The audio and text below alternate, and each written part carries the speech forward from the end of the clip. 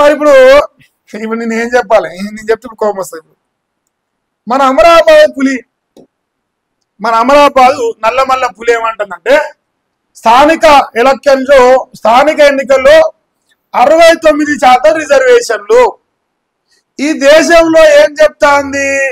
50% మించకూడదు, 50% తక్కువనే ఉండాలి. Less than, greater than ఉండద్దు, లెస్ దెన్ ఉండాలి. రేవంత్ అన్న 69 మరి గ్రేటర్ దెన్ అవుతుందా లెస్ దెన్ అవుతుందా అంటే 50 కంటే ఇంకో 19 పెరిగింది రేవంత్ అన్న, 19 పెరిగింది. మరి ఈ రిజర్వేషన్ ఎట్లా అమలు చేస్తావే?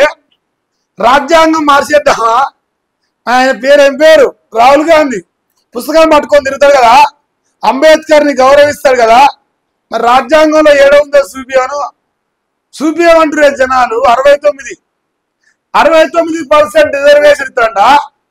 ఇగో బీసీలకు 42, ఎస్సీలకు ఎస్టీలకు 27. మరి ఎంతదైనాయి?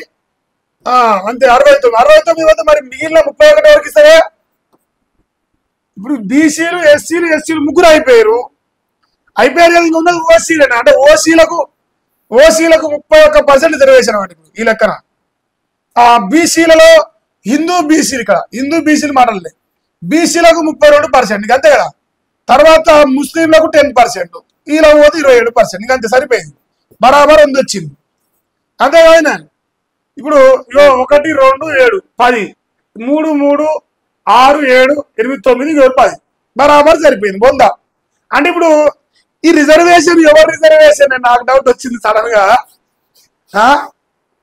ఈ రిజర్వేషన్ అసలు ఓసీ రిజర్వేషనా బీసీ రిజర్వేషనా? మాకు వచ్చేది ఆల్రెడీ 27 ఉంది మాకు ఈ దేశంలో. 27లో మాకు వచ్చేది 5.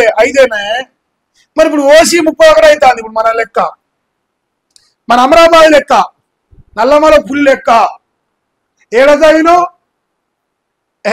మన గుడంబా సెంటర్ల కాదు చదివినా చేసు. మన చదువు గట్టిగా ఉంటుంది. 31% రిజర్వేషన్ ఓసీలకు ఇస్తానికి ఇప్పుడు ఇది రిజర్వేషనా? మరి ఇప్పుడు మేము 56% ఉన్నాం అని చెప్పిండే ఈ దేశంలో, ఈ రాష్ట్రంలో. కులగాన చేసినగా ఉత్తున్నా హుస్సేదారి జిత్నా బాగేదారా, అదేనా డైలాగ్? సరే, 56% బీసీలు, 15% ఓసీలు. 15% ఉన్న ఓసీలు డవలు, 56% ఉన్నోడికి కొర్రీలు పెడతారు 42 కాడ. నేను చెప్తాను ఈ లక్కోరు పంచాయతీ నేను పెడతలేను. మీ మల్లేశ గారు పెడుతుంది, మీ కాంగ్రెస్ పార్టీ ఎమ్మెల్సీ. మేము అన్ని ఎప్పటికైనా కాంగ్రెస్ పార్టీ ఎమ్మెల్సీ దగ్గర చూస్తాం.